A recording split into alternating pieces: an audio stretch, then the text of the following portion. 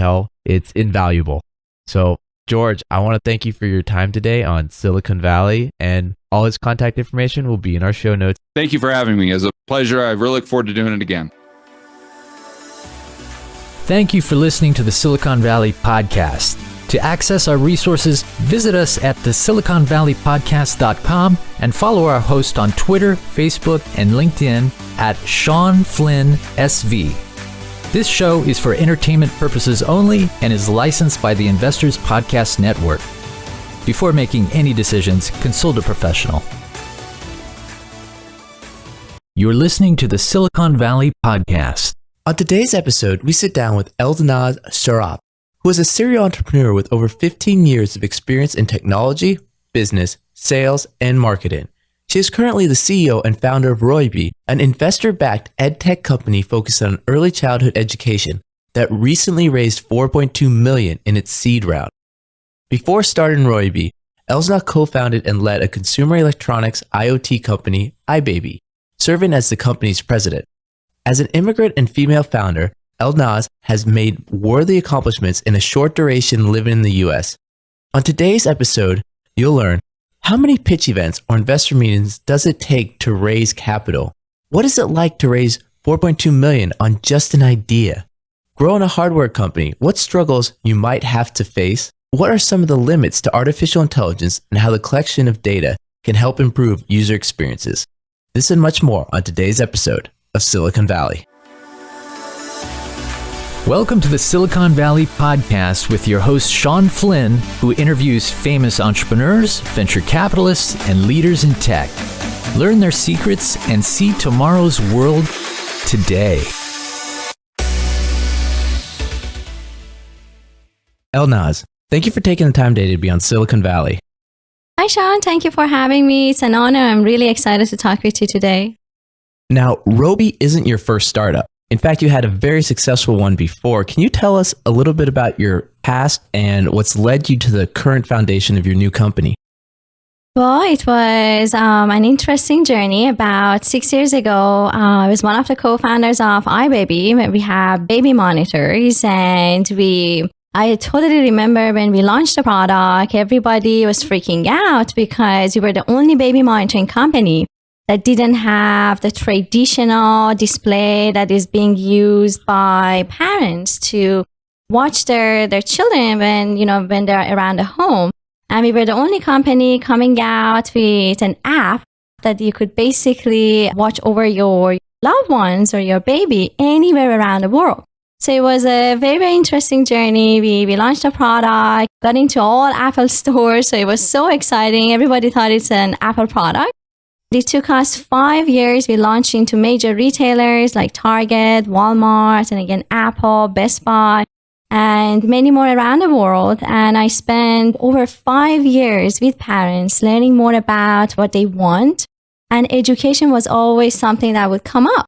And after a lot of research, and because education is also really personal to me, and I wanted to have a much bigger impact, we did a lot of research, and finally I decided that I want to start Roybi to have an amazing impact on children's lives. And how it actually started, it was an interesting start because from the beginning it was a little bit different than what it is today. Now, can you tell me, what was it like to grow a hardware company? It is really, really challenging because when you work on hardware, every component is super important. Like, for example, on Roybi, we have over 200 components in something really small. If you make mistake on just one component, it's going to change everything. And especially that when you go towards molding, manufacturing, you really don't have the ability to make changes as easy as you do on the software. And makes it a little bit scary, but also exciting because when you see the product in your hand, it's just a very, very special feeling. Now, do you have engineer background yourself with machines, or what was your background? I have a very interesting background, I always say, because before moving to the US, I moved to the US 13 years ago. Before that, I studied art and then transitioned to software engineering. I went to one of the top third universities back in Iran. And I was always so interested to make the art come to life. And that's how I got into software engineering. I didn't finish because we moved to the US. And then here in the US, I decided to learn about multimedia, development, and the interesting and funny part is what I do today. Really nothing to do with what I studied, but it really helps me, honestly. This whole process, did you always know you wanted to start a company? Yes. It's interesting because I grew up with my dad, and my dad is a businessman. He used to take me to his travels, on business travels, and I was just a teenager. And he would always tell me to watch, to learn, and he always wanted me to be strong. And because I grew up in a family that always ran businesses, I saw it that way. And my mom is also a very, very strong person, my role model. She ran all my dad's businesses. And that's, I think, how, got me into starting my own business. Started a few before even iBaby. Most of them failed. And I learned a lot of lessons. And then iBaby has been an amazing journey. And when I started it with my co-founder, and then led to Roybi. Tell me about some of these failures and some of the things you learned from them. So many failures. We spent a lot of money on inventory that we were so excited. We thought, we were going to sell a lot of units, and things changed. Inventory was sitting there. It was like scary moments. A lot of also spending on marketing, advertisements. And unfortunately, until you really get placements and spend this money, you really don't know exactly what's going to work. Again, it's a learning lesson, curve, I would say. And even in like people management, I personally gained a lot of experience. The mistakes I made before, I definitely wouldn't do again. When you're saying people management, what are some suggestions you might have for building a team from day one? Every company is different, but what I've learned is when you want to make a decision to hire somebody, first and foremost, you need to make sure that they have a lot of passion for the company and what you're doing. And then also making sure that you treat people and everybody like family member, because we are in the same boat together. It's one goal, one team, and you always need to make sure that people feel that way. So that's how we do it. Another challenge is a lot of times, companies have remote staff members like us. A lot of our team members are in China. Communication, especially the gap, is sometimes challenging. But at the end of the day, you need to trust people because, at least for me, I'm super selective. I take a long time to start working with somebody. Trust them, let them make the decisions in their area of expertise. Ultimately, if something doesn't work out or goes wrong, still you can work with your team to build it. We always say we have a special thing on our walls for the company as a culture is we have the same goal. We need to help each other. Nobody can gossip behind anybody's back or complain. We don't take this, and all it matters is help each other, move forward, fix the problems. If a lot of your team is overseas in China, not only are you dealing with the time difference, there is that cultural difference as well. How does that play a part in with that team goal of everyone has the same outcome that they want? We really try to communicate very clearly about the company's mission, the vision, and what the customers want, what the culture is within the US and even globally. As I mentioned, we are very selective. So far, the team members that we have in China, we actually did work together previously through my previous company. I've been lucky because we already know each other. We know our working style. In order to grow the company, the core team members, regardless where they are, you need to make sure that those people understand your vision. Those people can transfer that to the others that come on board later on. At what stage should a company start thinking about going out to raise funds? We've just heard some amazing news about your company's success, which I'd love to talk about. But before we actually get to numbers, When did you start the fundraising journey?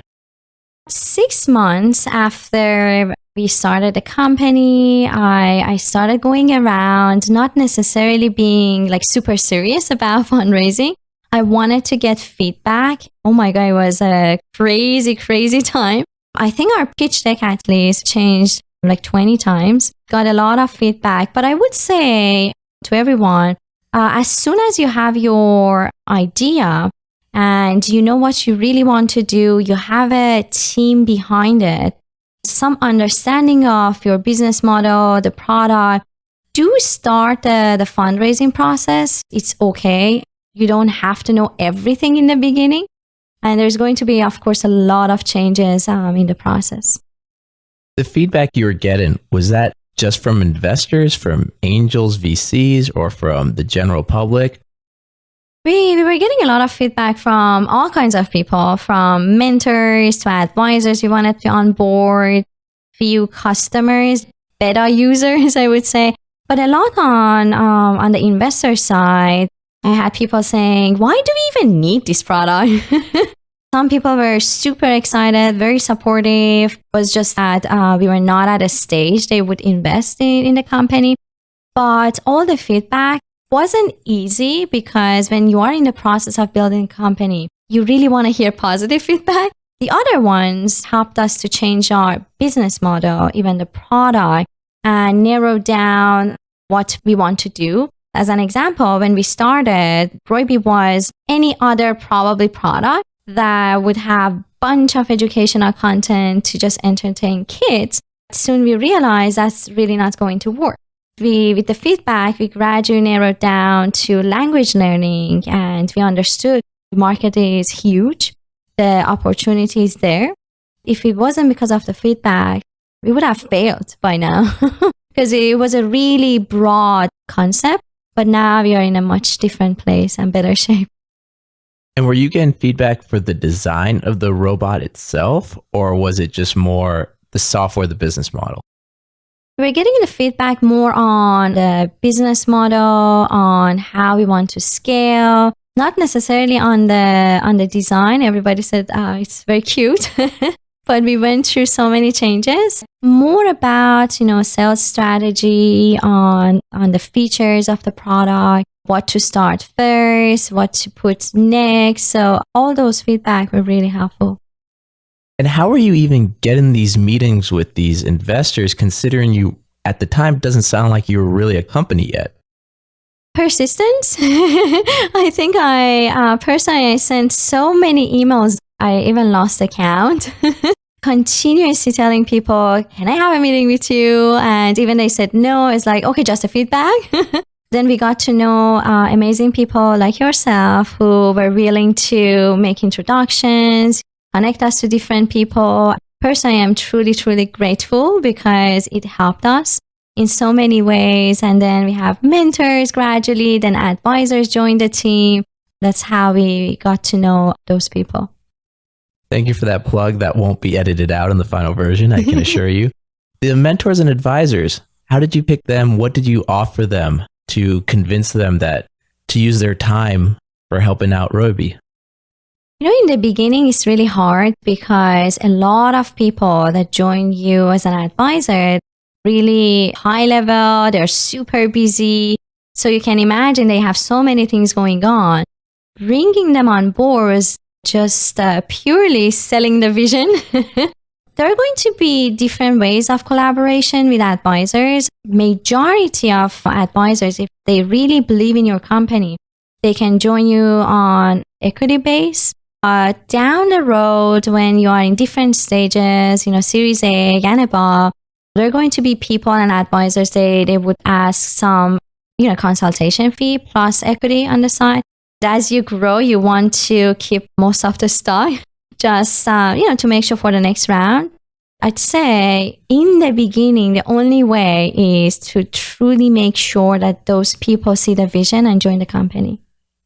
What type of request were they asking for in terms of equity? Was it 0.01% of the company, or was it more like 5% of the company?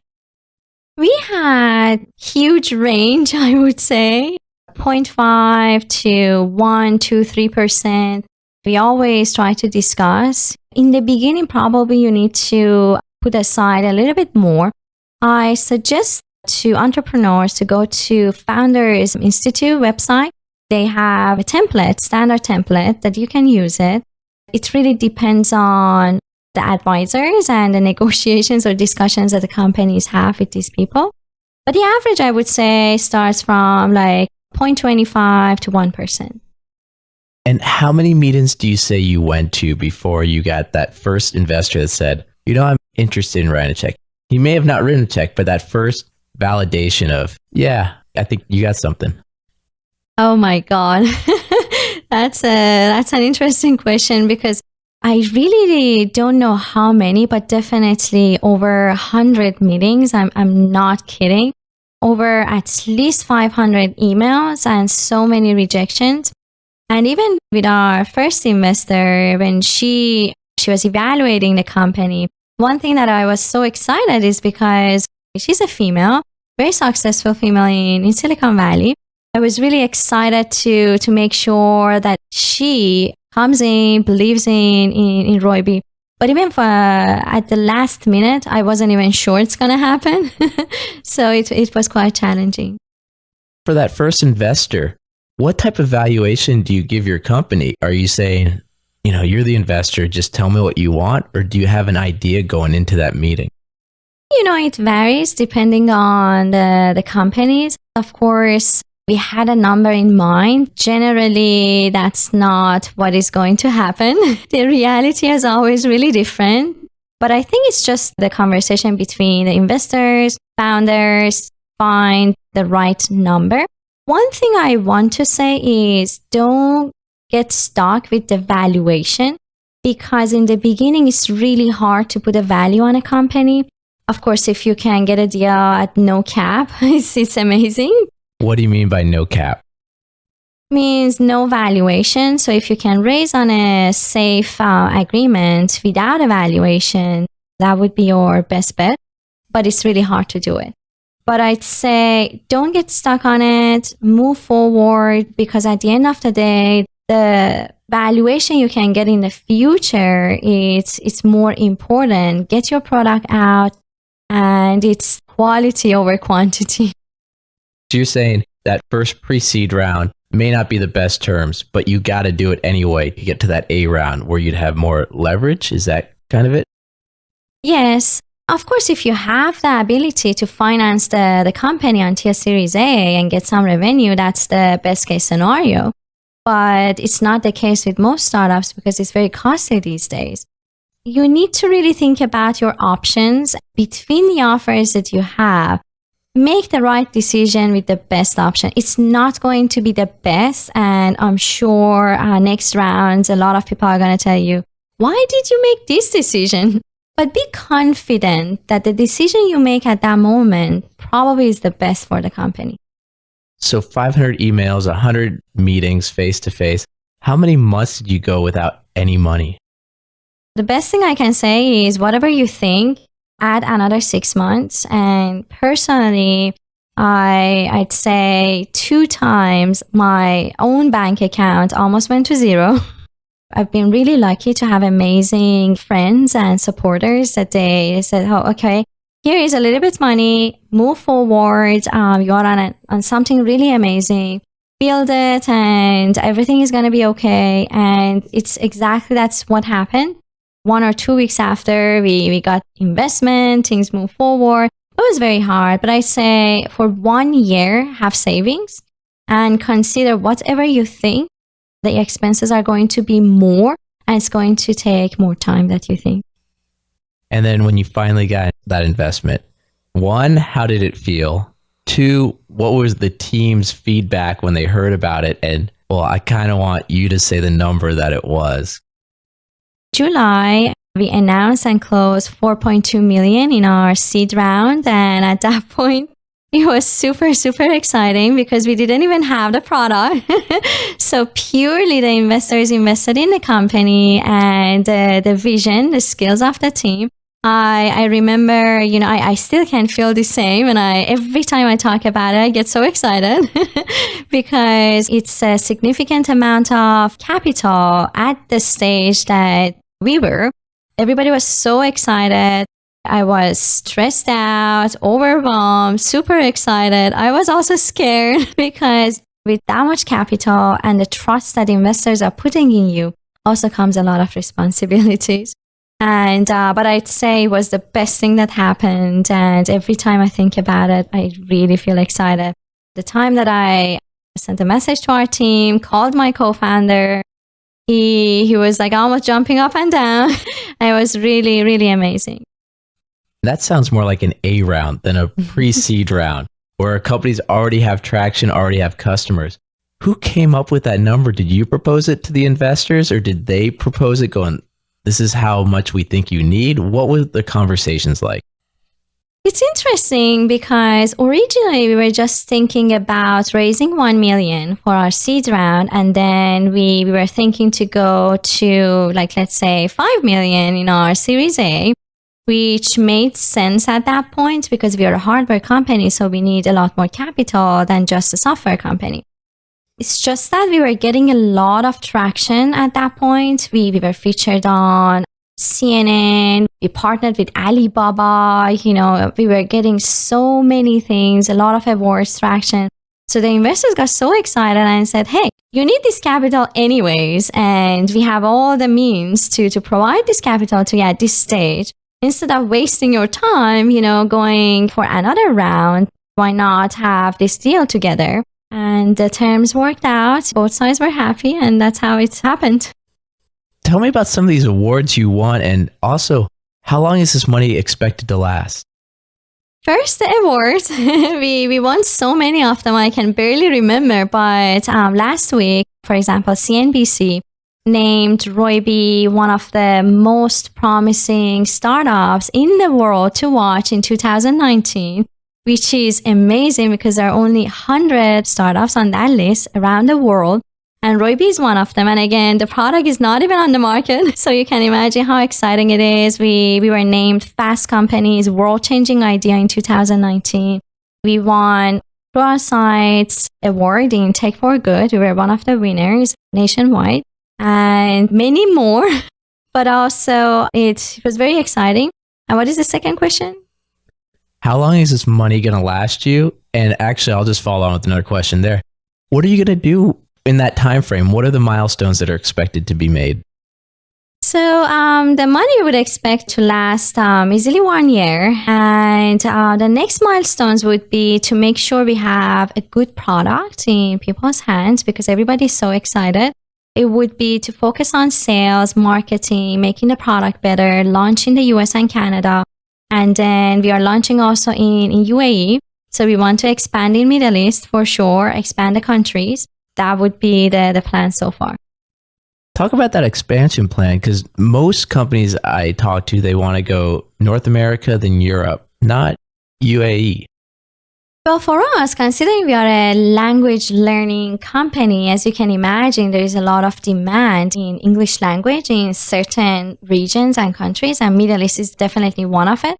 And in Middle East, they also really like products that come out of Silicon Valley. So they got so excited. We are launching into stores. They're called Sarraf DG. They're like Best Buy in US. They're very big and they want to launch Roybi into stores and for their children to learn English language. Roybi itself has many components. It's a language learning robot, more or less.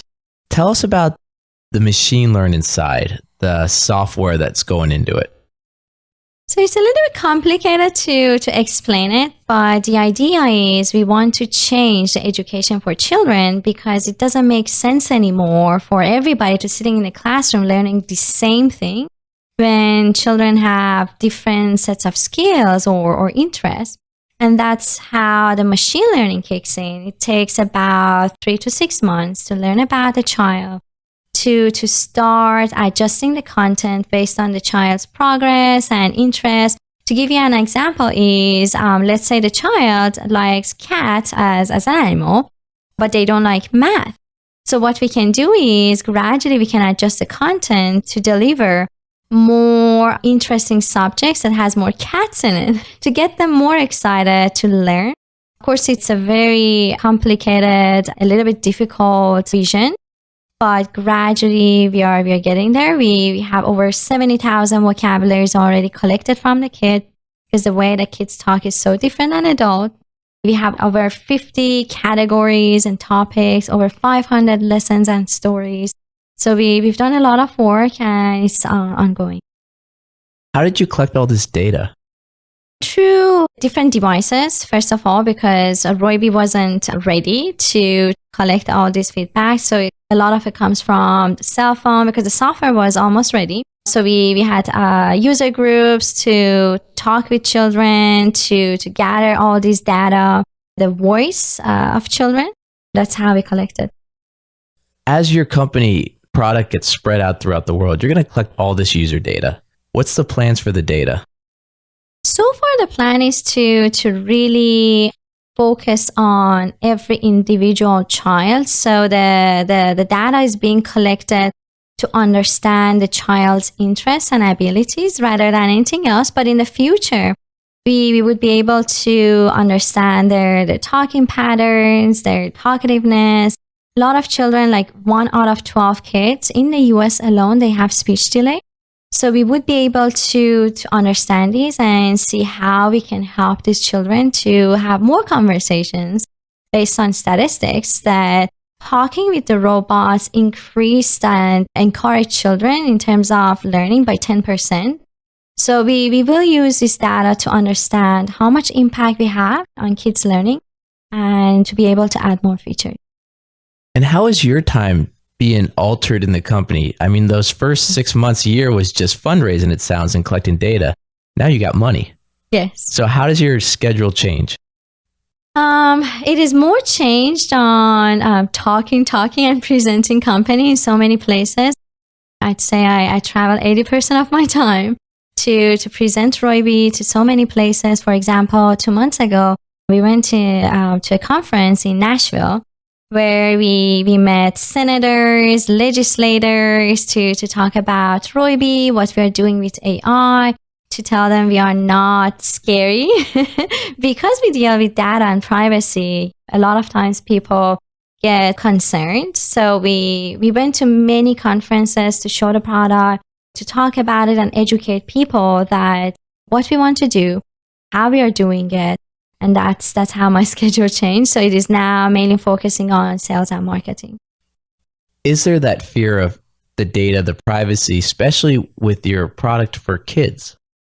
There is, especially that our product is a little bit complicated. It has a camera with facial detection. And the reason it has it is because kids don't want to play with their toys after like 2 or 3 weeks. They forget about it. So we want the Roybi robot to say hello to them, initiate conversations. But that adds a little bit of privacy issue for people. We are COPPA compliant. We are COPPA certified, which is the Children's Privacy Act policy. We hired a law firm to help us on GDPR. We're working really hard on that part. We also allow parents to fully control what to share through the app and, of course, through the device. So we've been really cautious and careful about it. Is there going to be an adult version of this for people that have come from a different country that, in their late 30s, 40s that are interested in learning a new language? I get that question a lot. Hopefully in the future. And the reason is AI is not there yet. It's not mature enough to carry on longer conversations. So when it comes to adults, it may have a little bit issue communicating, especially carrying on longer conversations. But gradually that will change. It might be on our plan, but right now all of our focus is to really help children to change their future. So why is it that having longer conversations more difficult? Because a lot of things goes into it. Still, voice recognition is not at a place to even fully understand longer sentences. It can understand short versions. It's not like humans, So it takes time, but with any technology, it's just a matter of time.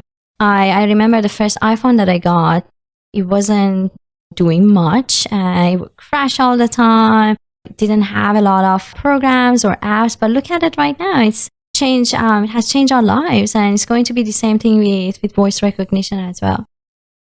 So what advice would you give either a younger self or a new entrepreneur out there in Silicon Valley? What advice would you give as a woman CEO, founder of a successful company that's raised $4.2 million pre-seed to someone out there? Thank you. I'd say really believe in what you are doing. You don't have to please everybody or make everyone happy. As long as you have the support of your team and the people that really are there to help you move forward. And no, it's not going to be easy for sure. There are going to be a lot of ups and downs. And especially as a woman founder, I'd say it's a little bit more difficult because, especially for us being in tech, it's mainly a male-dominated industry, but it's okay. It is changing. Don't take those, as an excuse. Move forward and believe you are going to make a difference and make a change. And if anyone wants to find out more about you or get in touch with you or your company, what's the best way to go about it? For the company, you can go to roybirobot.com. That is ROYBI robot.com. And I'm also on LinkedIn, Elnaz Sarraf, and whomever wants, please get in touch. I'd be more than happy to help if I can, and possibly through email. Is there anyone else that you want to say thank you or reach out to at this moment while you have the chance? First and foremost, I want to thank my family, especially my mom, because she's my role model. And then our amazing team. Without them, we really couldn't make this happen. Our partners, investors, and also thanks to you, Sean, for giving us the opportunity to talk here, share my experience with everyone. Great. Thank you for listening to the Silicon Valley Podcast. To access our resources, visit us at thesiliconvalleypodcast.com and follow our host on Twitter, Facebook, and LinkedIn at Sean Flynn SV. This show is for entertainment purposes only and is licensed by the Investors Podcast Network. Before making any decisions, consult a professional.